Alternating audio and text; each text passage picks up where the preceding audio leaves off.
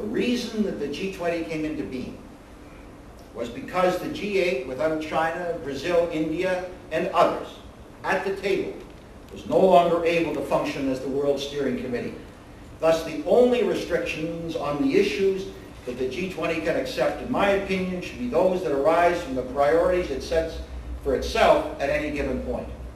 This is true for the plethora of issues that have arisen as the world seeks to nurture the global economy, such as the question of global financial imbalances, the potential for European deflation, the threat of contagion arising from a sovereign debt default, and as you said in your introduction so well, the balance to be drawn between deficit austerity and the call for stronger economic growth.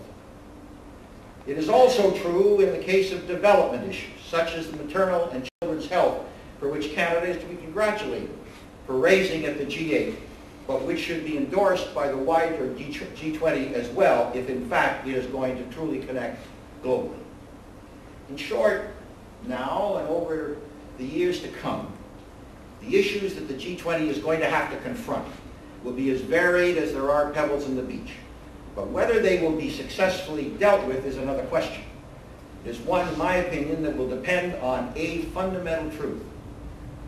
Bargaining at the G20 will inevitably begin, as it does everywhere else, on the basis of the self-interest of nations. And anyone who witnessed the disarray at Copenhagen, or who sees the never-ending disagreements between the United States and Europe over the question of bank regulation, especially in the last year, should be under any other illusion that in fact the nations will begin in the negotiations on the basis of their own self-interest. But in the end, success can and will be achieved if the member countries recognize that in today's interdependent world, the furtherance of a country's self-interest will depend more and more than it ever has before on the degree to which it nurtures the global interest. In short, G20 multilateralism must mean more than simply a camouflaged return, a camouflaged concern only for one's national interest. The world's new steering committee came into being because the world has changed. Its members are members because they have power and position, that's very clear, but they also have responsibilities to the rest of the world, responsibilities that they must live up to. And therefore, on that basis, what is the measure by which the G20 should be judged? And the answer for those of us who pushed for its creation, and we were many, has to be the degree to which it improves the way globalization works. Globalization works in the here and now, but as well the way it prepares for the road ahead. Now this is not an academic yardstick. Our goal was to relieve the gridlock that was paralyzing, that is paralyzing the international system. And that on issue after issue is the litmus test that the G20 will be called upon to meet. Now in this context, and to make my point, I'd like to highlight three examples that I have discussed elsewhere that are currently in the forefront of global concern. They're global poverty, climate change, and the global banking crisis. First, global poverty. It has many faces. One of the most incomprehensible in the modern age, as far as I'm concerned, is the lack of food security. That is to say, malnutrition and famine in large parts of the developing world, paradoxically, as food production increases elsewhere. Nowhere is that threat more serious than it is in Africa, where the shortages are due to drought, to civil war, and to imbalances in the food chain.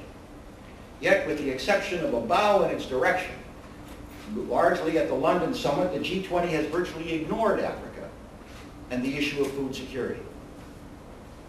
Now, the G20 may plead the pressures of the financial crisis as its excuse, but you know as well as I do that in fact the financial crisis was largely of its own members' making, and yet it is the developing world, beginning with Africa, that has suffered the most grievously, especially since the significant economic gains that Africa had made over the previous decade were virtually wiped out at the height of the crisis.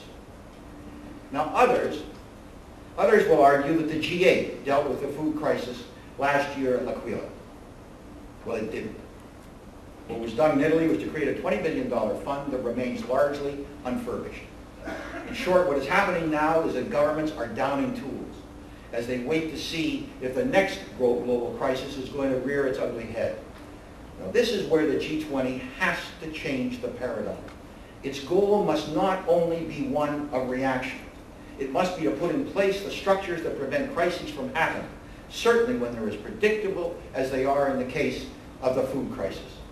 The canary in the coal mine wasn't that long ago. It was only in 2008 when there were food riots through much of the developing world. And those of you who know Africa a little bit know that tragically you only have to go to West Africa today, to Chad, to Burkina Faso, and to some of those countries to see its reoccurrence as we speak here.